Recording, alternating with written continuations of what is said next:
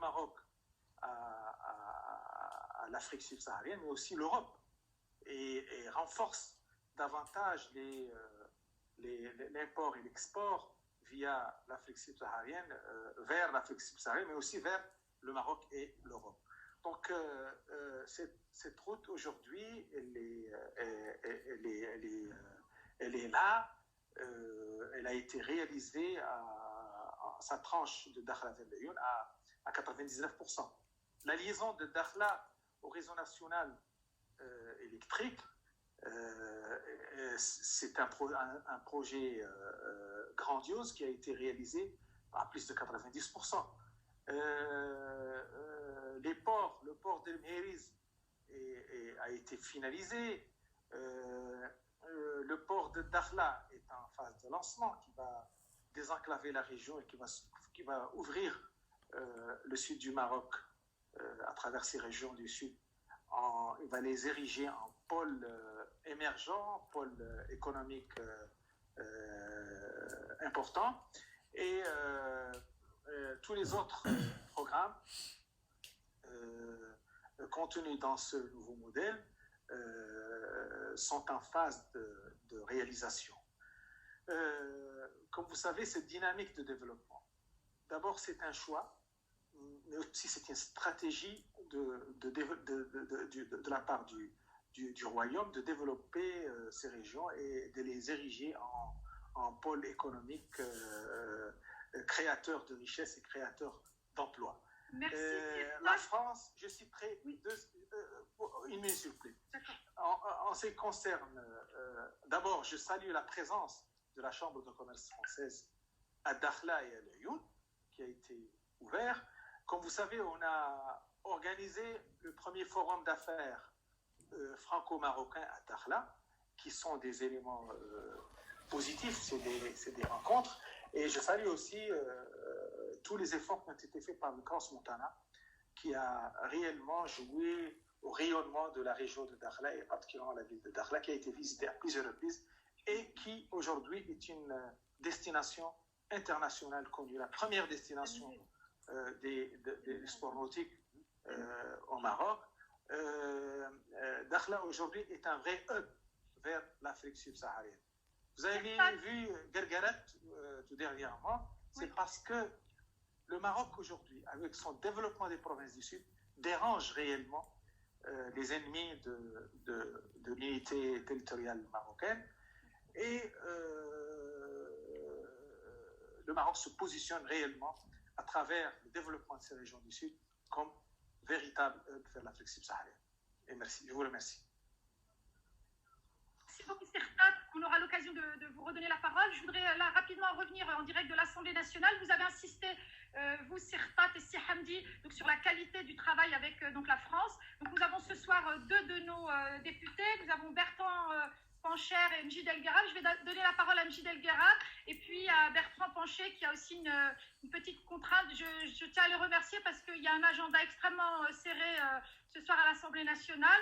Et puis, on aura aussi l'occasion de rejoindre la sénatrice Jocelyne Guidez dans quelques minutes. C'est à toi, Mjid, et encore merci pour ton soutien au cercle et ta disponibilité toujours à l'égard de nos activités. À toi, Mjid. Merci beaucoup, Khadija. Merci à tous les participants. Merci à Razi, parce que je sais que c'est la cheville ouvrière de tout ça. Merci au président que je salue et qui est dans le sud du Maroc. Moi, je rentre tout juste de Mauritanie et donc j'ai même été jusqu'à Nouadhibou, vraiment à la frontière, et donc je peux témoigner entre guillemets du terrain. Donc, je suis ravi vraiment d'être avec vous aujourd'hui, avec le Cercle Jeanne de la Croix, et pour m'exprimer sur le sujet des provinces du Sud comme trait d'union entre le Maghreb et l'Afrique subsaharienne. Mon intervention est d'autant plus heureuse, comme je le disais, que je rentre de plusieurs jours de Mauritanie. Et j'ai constaté tout le potentiel des échanges intra-africains dans lesquels les provinces du Sud constituent un véritable pivot économique. Les relations entre l'Afrique maghrébine et l'Afrique subsaharienne remontent à plusieurs siècles. L'espace saharien a longtemps été un espace de communication, de flux migratoires et d'échanges commerciaux. Ces contacts ont donc non seulement été économiques, mais aussi intellectuels, artistiques, spirituels. Le Maroc a entretenu des relations multiséculaires avec l'Afrique noire en raison des routes caravanières qui partait de son territoire pour rejoindre l'actuelle Afrique de l'Ouest. Les souverains marocains issus des différentes dynasties ayant régné sur le pays depuis l'époque précoloniale, les Almoravides, les Almohades, les Saadiens et Alaouites, sont originaires des confins sahariens. Donc c'est très important pour le Maroc et pour son développement. Dans les années 80, le Maroc s'est engagé dans un processus de libéralisation de son commerce extérieur à travers l'adoption d'un certain nombre de mesures pour promouvoir les exportations et libéraliser les importations. Et je peux vous témoigner d'une chose, c'est que la fermeture de la route à Guerguerat a causé beaucoup de tort, notamment en Mauritanie, où pendant presque 3 semaines, ils n'avaient plus de légumes, plus de fruits, et ils étaient... donc, c'est dire l'intensité des échanges qu'il y a entre le Nord et le Sud, la dynamique de ces relations économiques et financières entre le Maroc et ses partenaires africains témoigne de la volonté du Maroc de rééquilibrer ses relations avec les pays du Sud et de consolider sa visibilité politique et économique dans ces pays grâce au contour des opérateurs privés. La progression annuelle du bien-être économique s'élève à 3,3% contre 1,4% pour le reste du royaume dans cette zone. Le taux d'accès au réseau potable de 57% et de l'électricité de 93% à l'Aïoun y est également supérieur dans le reste du pays. De plus, les villes du Sud sont en effet desservies par de nombreuses compagnies aériennes internationales et accueillent les plus grandes enseignes du monde. Le port de Dakhla a pour vocation d'être une plaque tournante des échanges avec l'Afrique subsaharienne. Pour cela, il nous appartient de renforcer les relations humaines, économiques, politiques entre le Maroc et les pays africains. Dans le contexte d'une mondialisation post-Covid, le retour sur le pourtour méditerranéen d'un certain nombre d'industries qui avaient été délocalisées en Asie est une chance qu'il faut saisir pour accroître la régionalisation entre le Maghreb, l'Afrique et l'Europe d'autre part. Et je conclurai ce propos succinct par un proverbe marocain: chante la chanson de celui dont tu partages la demeure.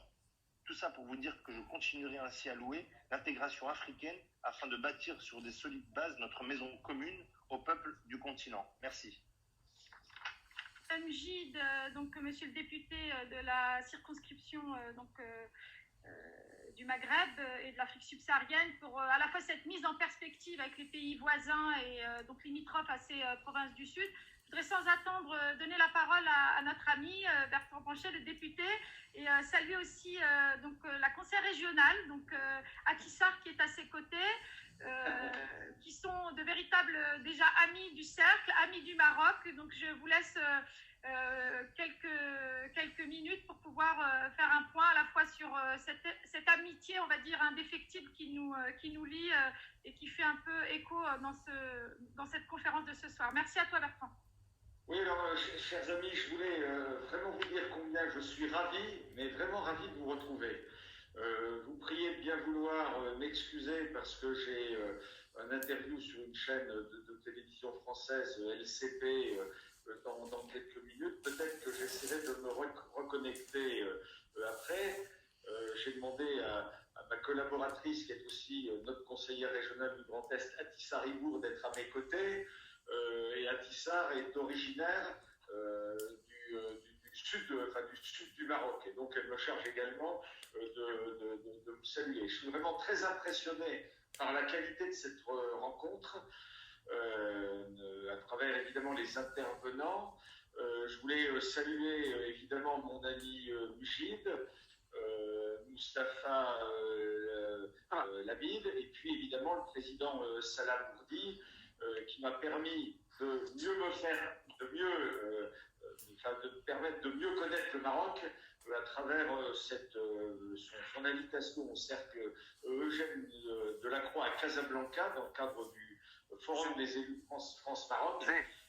Et vraiment, j'ai passé là un moment formidable avec vous tous et vous toutes. Je voulais vraiment vous dire que ce type de rencontre est particulièrement important parce que nous avons besoin de nous enrichir mutuellement. Nous avons besoin en France de pouvoir relayer l'engagement, les préoccupations et les envies de nos amis marocains, expliquer en permanence que nous sommes unis par notre histoire, par notre culture et évidemment par notre géographie. Et je voulais vous dire que la crise que nous vivons actuellement, qui est une crise qui n'était pas prévue, la grande crise sanitaire suivie d'une énorme crise économique, précède une autre crise que l'on voit très bien arriver devant nous, qui est la grande crise environnementale, avec par-delà tout ça toutes les questions évidemment migratoires et économiques. Et nous n'avons pas, il n'y a pas d'autre option possible que de travailler dans le cadre d'un renforcement de la coopération pour viser un monde enfin humain et enfin équilibré. Et c'est pour nous tous et nous toutes, et notamment sur le plan national, un peu un rapport de force face à des forces, et je voulais vraiment vous le dire, qui nous entraînent vers le repli sur nous-mêmes, vers uniquement la recherche de nos intérêts personnels, vers des protections. Or, le monde de demain, c'est un monde vraiment d'ouverture et un monde vraiment collectif. Et vraiment, je voulais vous le dire, ou bien on réussira, et on réussira ensemble, ou bien on va se précipiter, et on voit où on veut se précipiter, parce qu'on sera entraîné vers ces forces de repli sur nous-mêmes. Je voulais enfin vous dire qu'on a vraiment une grande chance à travers cette coopération de pouvoir discuter avec des personnes qui sont engagées par une culture qui complète bien notre culture, ces grands engagements d'amour, d'amitié, de partage, d'envie. C'est vraiment ce qui nous manque un peu dans les pays occidentaux qui ont besoin d'être secoués, et on a vraiment besoin de vous. Alors, j'essaierai de vous retrouver dans quelques instants avec Mjid El Guerrab et Moustapha Labid. Soutenons évidemment ce projet de communauté méditerranéenne des énergies renouvelables auquel je suis associé. Il convient évidemment de vous aider dans ce domaine. Le groupe politique que je préside, Liberté et Territoire, 18 parlementaires, évidemment à vos côtés.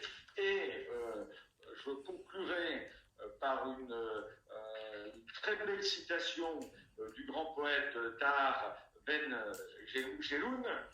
Voilà, je ne vais pas me tromper dans la prononciation. Le temps est le meilleur bâtisseur de l'amitié. Il est aussi son témoin et sa conscience. Les chemins se préparent, puis se croisent. Eh bien, formulons le vœu qu'à travers cette rencontre, nous continuons évidemment à croiser nos chemins. En tout cas, ça fait vraiment chaud au cœur d'être parmi vous aujourd'hui. Merci, merci à toi Bertrand, toujours ravi, et merci pour tous ces messages et tout cet engouement que tu as pu transmettre. Je voudrais juste remercier l'arrivée de Jean-Pascal Darié, donc le président de la Chambre française de commerce et d'industrie du Maroc. Merci à toi Jean-Pascal de nous avoir rejoints. Je vais te donner la parole. Tu nous entends Jean-Pascal? Oui? Je vous entends, je ne sais pas si vous m'entendez.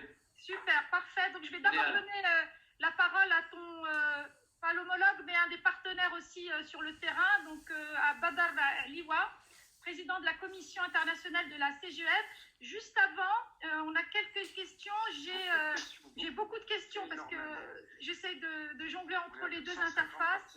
150 participants qui sont actuellement sur la boucle. Est-ce que Milouda Allah m'entend? Donc Milouda, qui est donc une des adhérentes du Cercle, conseil régional de Roubaix, dans les Hauts-de-France. Milouda, est-ce que tu m'entends? Est-ce que tu avais une question pour nos intervenants? Tu m'entends, Milouda?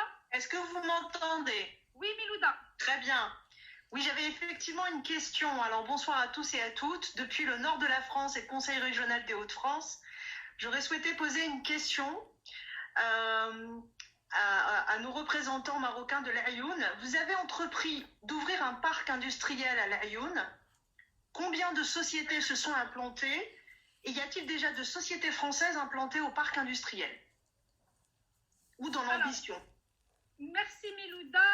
Je vais passer la parole à Sirta Tinja. Est-ce que tu as quelques éléments chiffrés des entreprises qui se sont installées à Dakhla? Sirta, tu m'entends? Attends, on va activer ton micro, une petite seconde. On active le micro. Tu peux prendre la main, Sirta. Tu peux rallumer ton micro. On ne t'entend pas, il faut que tu réactives ton micro. Voilà, très bien. Merci. Donc, je pense que la question, elle est à c'est Hamdi Rachid, parce que je crois que l'Ayoun a déjà lancé la zone logistique. C'est une zone logistique qui est gérée par la Chambre de commerce française du Maroc.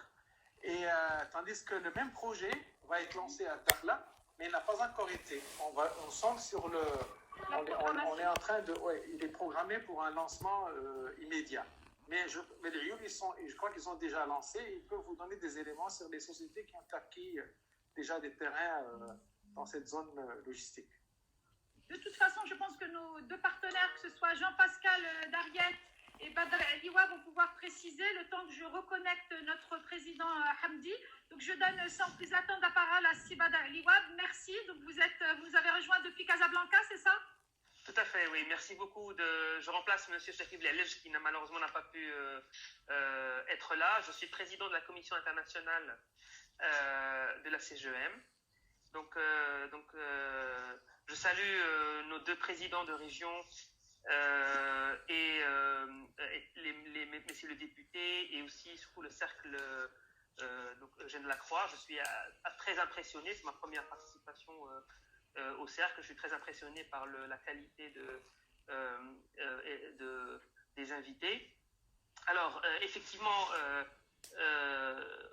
aujourd'hui, nous, au niveau de la CGEM, nous estimons que nous sommes à la veille d'une transformation très importante au niveau des régions du sud du Maroc.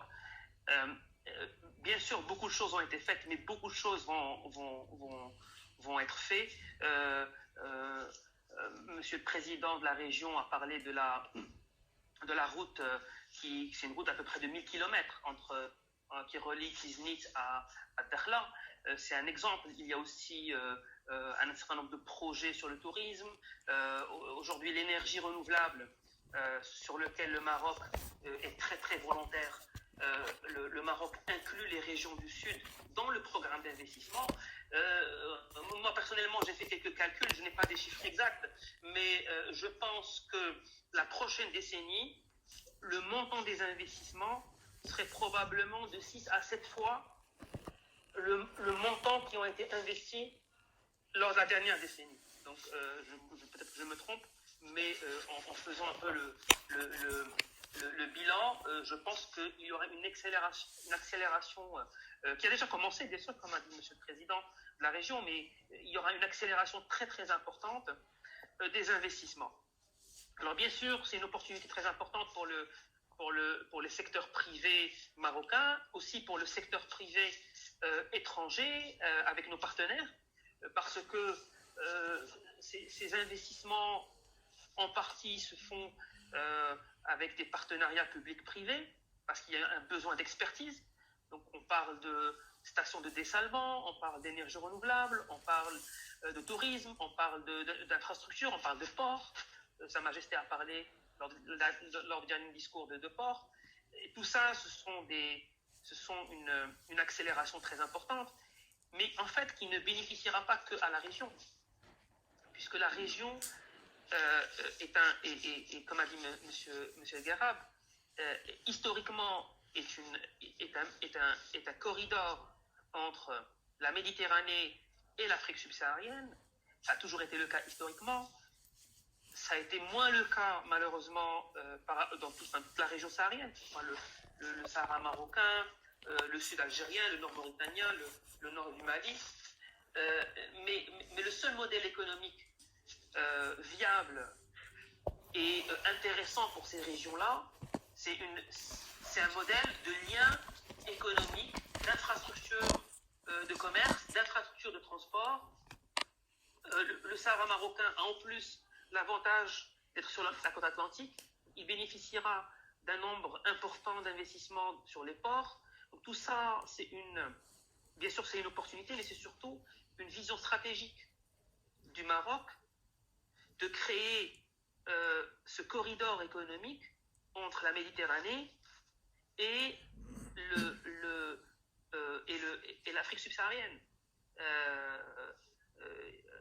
vous avez vu toutes les discussions qu'il y a sur le pipeline gazier, vous avez vu pas mal de choses. Donc c'est une vision stratégique du Maroc qui sera bénéfique et qui aura beaucoup de retombées économiques sur les populations et de toute la région, pas que de la région du Sahara marocain.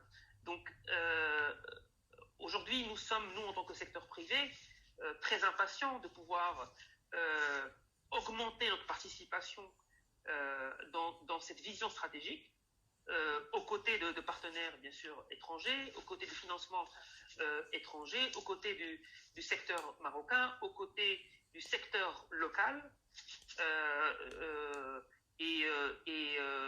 C'est quelque chose de très important et il faut être conscient que nous sommes à la veille d'une accélération très importante dans ces régions-là. Voilà.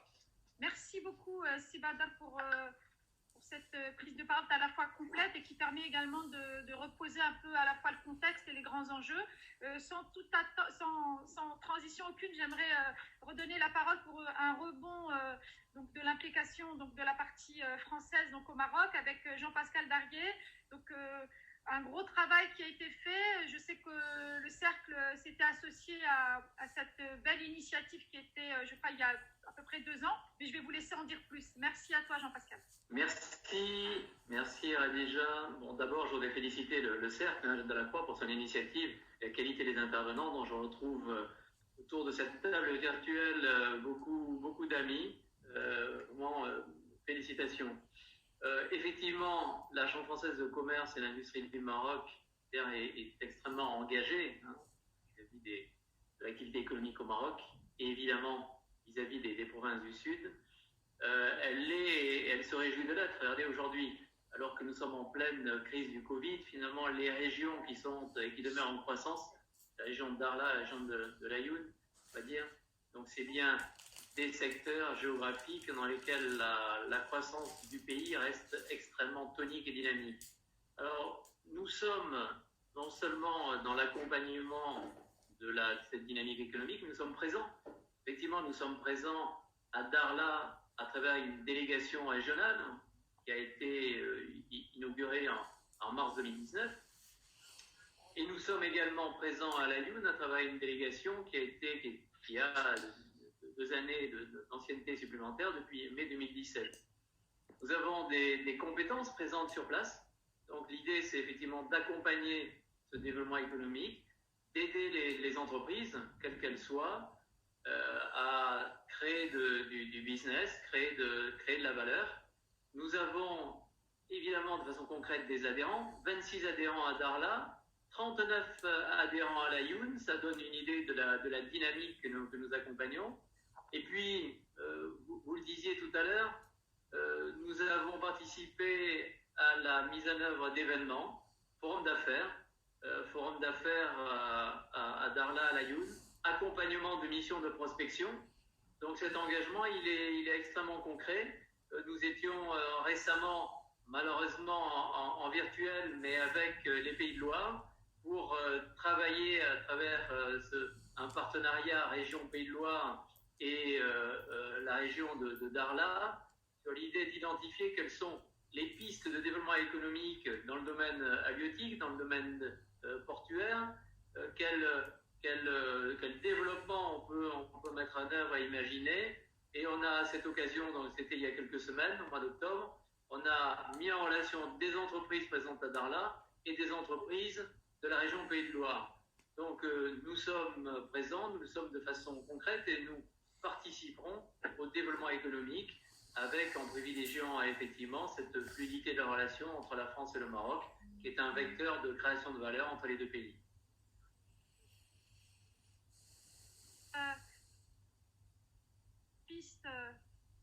Merci Jean-Pascal pour ce tour de piste assez complet et qui témoigne de l'énergie. Et puis on redonnera la parole tout à l'heure à Sirta Tinja pour pouvoir être en corollaire, parce que je pense que dans ce type de partenariat, je pense que l'accueil et les synergies qui sont faites avec les présidents de région, qui sont extrêmement à titre plus que personnel mobilisés sur ces sujets, font que qu'on obtient ces chiffres importants, ces résultats extrêmement performants. Khadija, oui, si tu m'autorises, bien sûr. je voudrais effectivement saluer l'engagement des autorités, des présidents de région.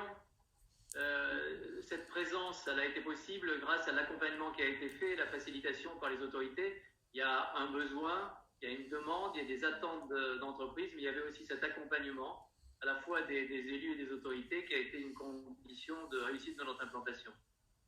Merci à toi.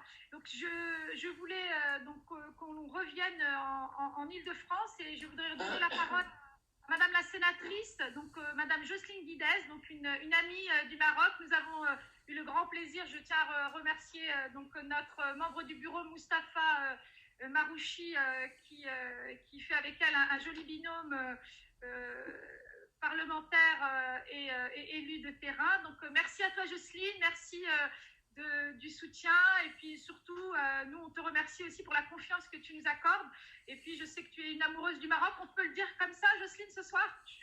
Je te le donne. Merci beaucoup, merci à tous de me recevoir parmi vous, c'est un grand plaisir. Alors je voudrais surtout saluer l'amitié historique entre le Maroc et la France, et puis écoutez, ne voyez pas aucune malice de ma part, mais j'ai une belle-sœur qui est marocaine de Casablanca, et mon frère a travaillé pendant 10 ans à Casablanca, dans une compagnie maritime. Donc oui, j'ai cet amour du Maroc et France, et je trouve ça plutôt très bien. Par contre, je vais rester avec beaucoup d'humiliation. Je ne connais pas du tout les dynamiques de développement du sud marocain. Voilà, c'est pas du tout mon sujet, en tous les cas au Sénat.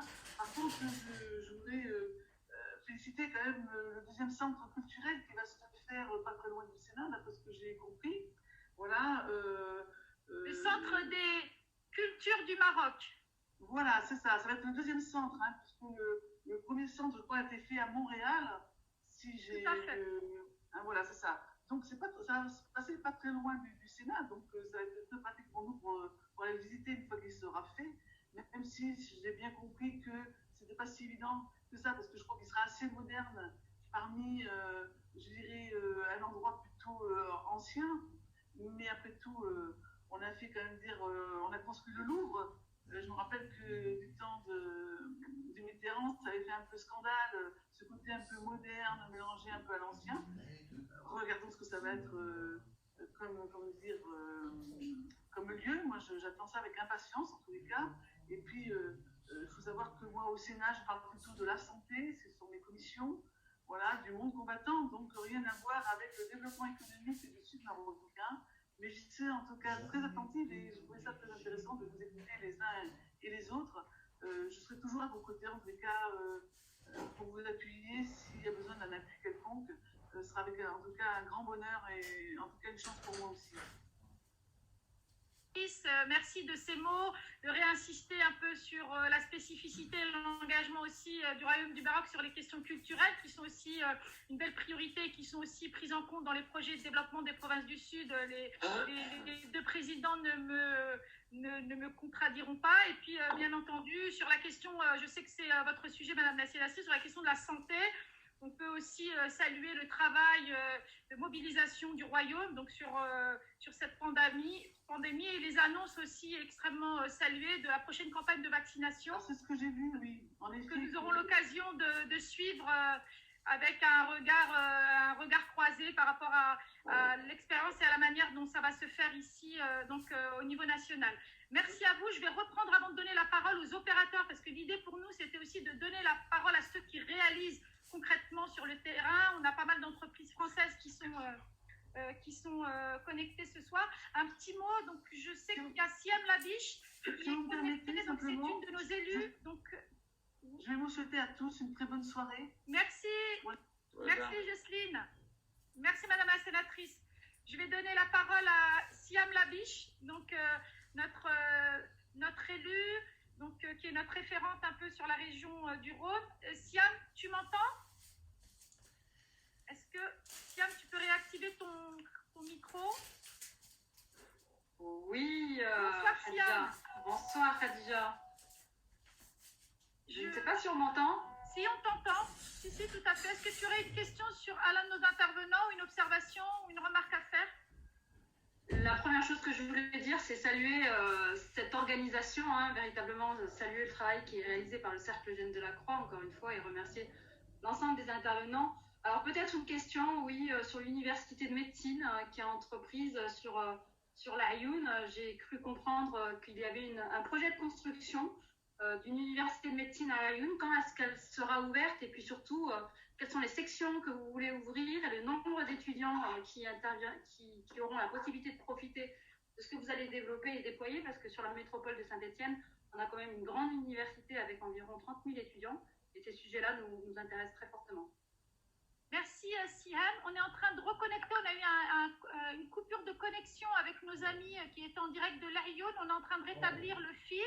Sauf si avec Razi, on peut reconnecter peut-être Salah Bourdi qui doit être du coup en lecture. Est-ce qu'on est en capacité de pouvoir nous connecter? En tout cas, Sia, merci pour ton engagement. Tu es une des élus qui, sur la région du Rhône, travaille sur ces thématiques-là. Et je sais qu'on a pas mal de retours d'échanges et qui permettent à nos élus des autres régions de pouvoir benchmarker sur tout cela. Donc, est-ce qu'on est en capacité de connecter, cher Razi, Salah Bourdi est-ce qu'on peut redonner la parole à Salah? Parce que je sais que le président de région voulait répondre aux 2 questions. Bon, on va garder ces questions. J'ai noté les questions, on va leur donner la Salah parole. Se reconnecte. Ouais, juste que Salah se reconnecte et on va lui redonner la parole. Du coup, ce que je propose, c'est qu'on puisse continuer avec les acteurs de terrain. J'aimerais donner la parole à Vincent Grossi, donc, du groupe Colas. Donc, on parlait de réalisation concrète. Alors, la voie express Agadir, province du Sud. Est-ce que vous pouvez nous en dire quelques mots et nous parler un peu du positionnement donc, de Colas au Maroc de manière générale? Merci en tout cas à Vincent de nous avoir rejoints. Merci Radija pour l'invitation. Je suis ravi de participer avec vous à ce webinaire. Alors, concrètement sur le tronçon de la voie express Kiznit-Layoun, donc nous participons aujourd'hui à 2 lots. Donc, nous réalisons 70 km sur cette voie express. Donc, le premier lot sur Gelmim-Zarwila, sur 23 km, et le deuxième lot, Oueddra El Waka. C'est juste après Tantan. En fait, nous réalisons donc 70 km de réseau routier sur cette voie express pour une enveloppe de 580 millions de dirhams. Alors, Colas au Maroc, pour rebondir sur ta question, c'est une passion qui a démarré en 1930. C'est la date de la création de la Société de droit marocain. Alors aujourd'hui, Colas au Maroc emploie plus de 1300 collaborateurs marocains, réalise un chiffre d'affaires annuel d'environ d'1,6 milliard 600 millions de dirhams, pardon. Ça c'était l'exercice 2019. Nous sommes présents sur l'ensemble du royaume, donc organisés en business unit. Nous sommes à Agadir, nous sommes à Casablanca, nous sommes à Fès, Rabat et Tanger. Donc nous sommes présents sur un ensemble de chaînes de valeur, sur une partie travaux aussi bien de l'infrastructure de transport, route, autoroute, aéroport, même sur la partie ferroviaire, aménagement urbain également. Donc ça c'est au travers de nos filiales que sont GTR, donc les grands travaux routiers et Colas Rail. Et nous sommes également présents sur la partie industrie, donc en matériaux de construction et traitement de matériaux. Donc nous sommes également sur un axe de carrière, d'importation et de commercialisation de bitume et également de transformation d'émulsion. Voilà un peu toutes les activités du groupe Colas au Maroc. On peut considérer, cher Vincent, que les enjeux de mobilité ils sont essentiels pour le développement de ces provinces du Sud de manière générale, et puis le lien aussi avec les pays limitrophes. Quand on parle tout à l'heure, le député Mjid El Guerrab parlait aussi de tous les enjeux avec la Mauritanie. Donc, est-ce qu'il y a une réflexion aussi qui est un peu dans l'ADN de Colas, d'être dans les intermodalités? Oui, complètement. Si tu veux, Colas la route, c'est un vecteur de développement, donc on est complètement dedans par rapport à cet axe, et donc on œuvre en fait, ça apporte une certaine, effectivement, on apporte de la mobilité, on apporte également du commerce, la route en fait trace une voie, quoi, qui permet de relier des peuples. Et également amener du commerce, effectivement, et développer la partie commerciale. Alors vous avez, j'en profite, mais vous avez les salutations sur le forum, parce que vous êtes très nombreux à être connectés, de Pascal Tébibel, voilà, directeur Relations internationales et stratégie groupe prospective à l'échelle monde de Colas. Oui, voilà. Il est connecté.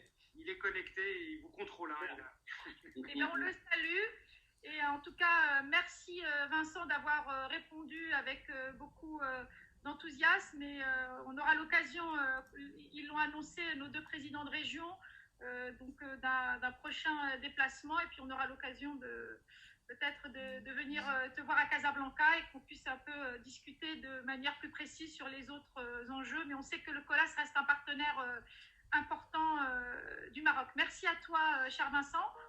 Je voudrais donner la parole aussi à Sébastien Cohen, parce qu'on parle de mobilité, on parle de transport. On aimerait aussi faire un petit focus sur les questions d'environnement. Donc Sébastien, est-ce que tu peux aussi nous faire un point par rapport aux activités du groupe? Si tu peux activer, Sébastien, ton micro, du coup. Voilà. Vas-y, c'est OK. Alors, on ne t'entend pas, enfin en tout cas moi je ne t'entends pas.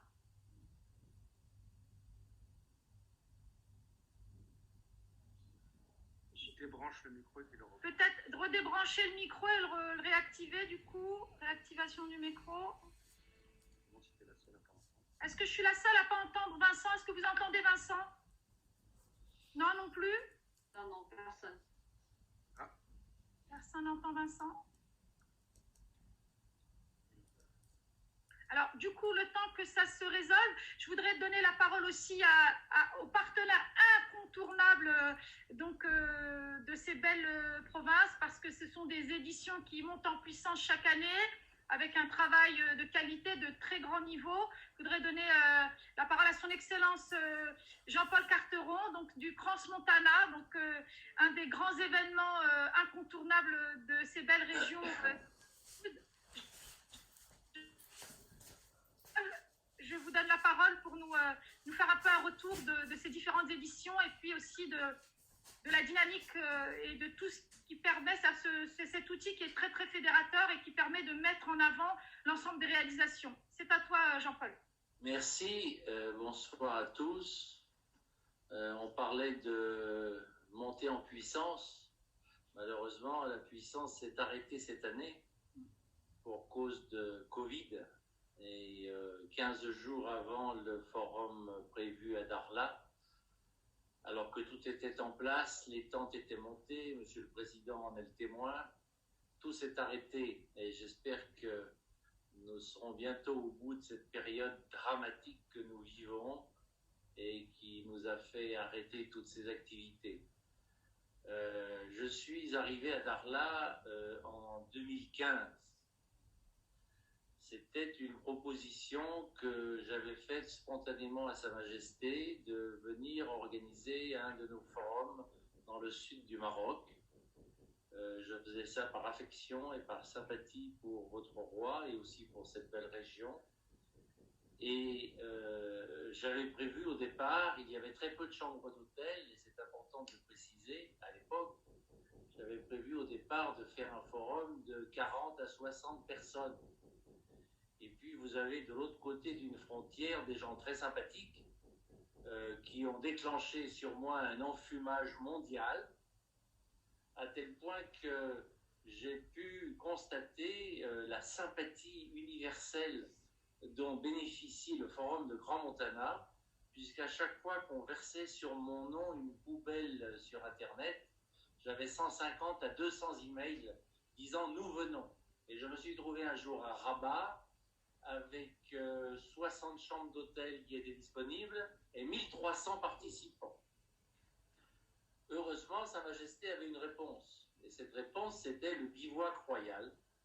Et en 2015, nous avons créé une véritable ville à côté du centre de congrès, qui a été d'ailleurs baptisée par une pluie épouvantable la veille, ce qui a rendu la logistique un peu difficile.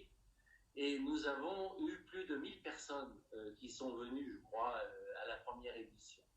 Et je vous dis cela parce que entre 2015 et 2020, il s'est créé une dynamique, et je remercie Monsieur le Président de la région de l'avoir souligné, il s'est créé une dynamique extraordinaire qui fait qu'après avoir loué un bateau pendant 3 années pour servir d'hôtel, cette année, nous n'avions plus besoin de bateau. Nous n'avions plus besoin de bateau parce qu'il s'est construit tellement d'hôtels dans la région de Darla, des hôtels d'ailleurs éco-compatibles, qui sont des hôtels magnifiques.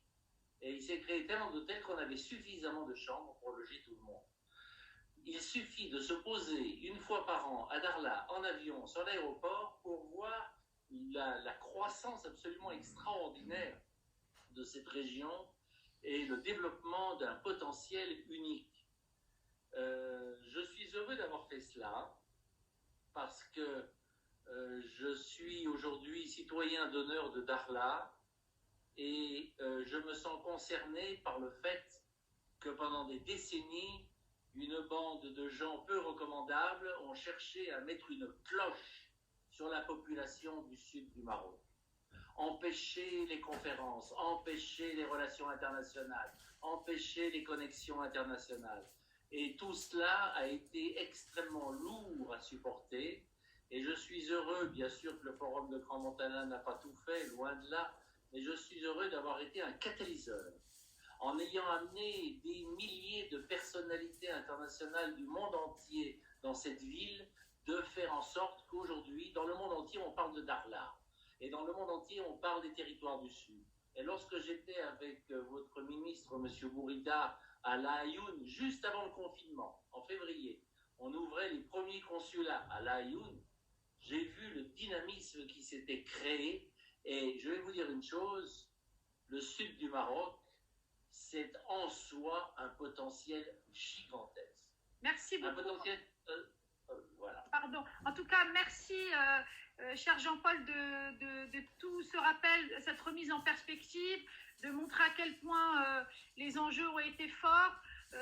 Vous êtes en direct de Suisse, donc c'est fort de montrer que ces questions-là, elles dépassent les deux rives de la Méditerranée, elles dépassent la relation France-Maroc.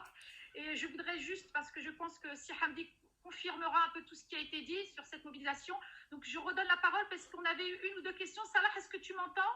Il faudra juste décaler le petit ordinateur. Oui, Khadija, tu m'entends? Tout à fait. Oui, donc je suis toujours ici à La Ayoun, bien sûr, avec le président Si Hamdi Ould-Rachid.